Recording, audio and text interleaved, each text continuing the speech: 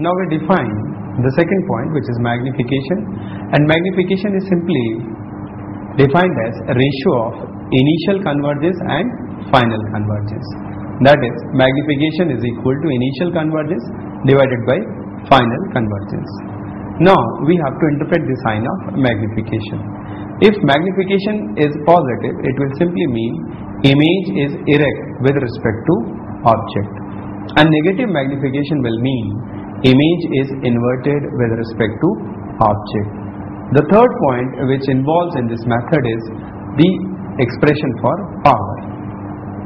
Now power is simply, it is equal to final convergence minus initial convergence. That is, power is difference of final convergence minus initial convergence.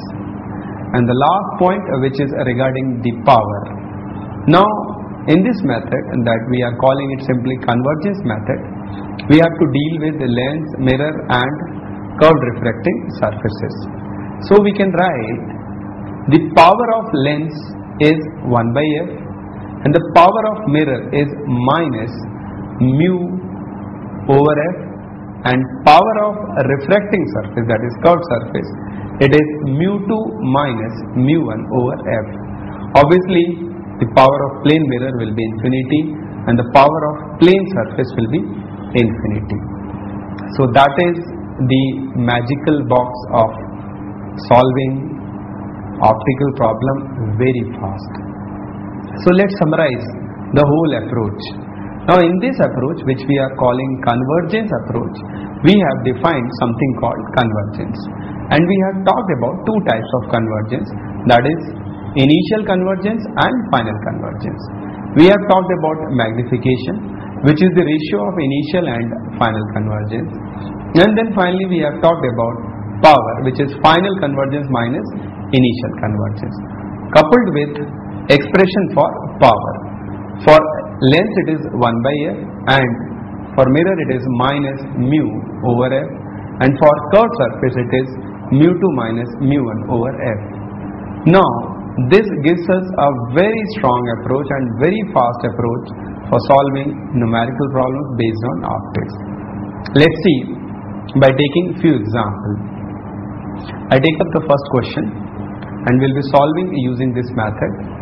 The problem says we have a biconvex lens and it has radii of curvature of surfaces as 20 cm and 30 cm. The refractive index of the lens is 3 by 2, that is 1.5 as usual. We have to calculate the focal length of lens in air. Now in traditional approach we can make use of lens maker's formula. Now here we will be simply using the basic equation which we are going to use all the time, and we have only one equation for solving optical system, and it is power is equal to final convergence minus initial convergence.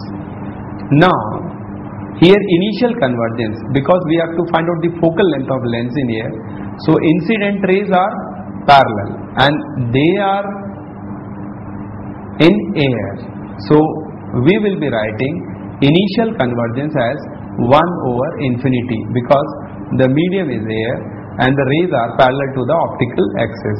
So here object distance will be infinity, that is our initial convergence, and we have rays finally coming out in air, so image is also in air, and we can write the final convergence as 1 by f.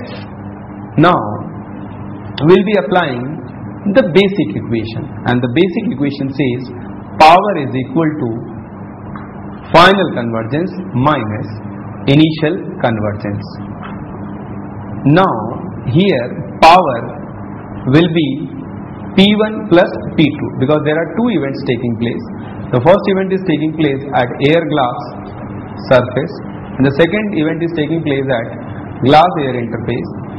So we will be writing power in this case will be P1 for air glass interface and P2 will be for glass air interface. Now when we make substitution for power, it will be equal to 1.5 minus 1 divided by 20 plus 1 minus 1.5 divided by 30, and that will be equated to 1 by f, because initial convergence is 0, and that simply gives me the focal length, and that is 24 centimeter. We can verify focal length of this lens using lens makers.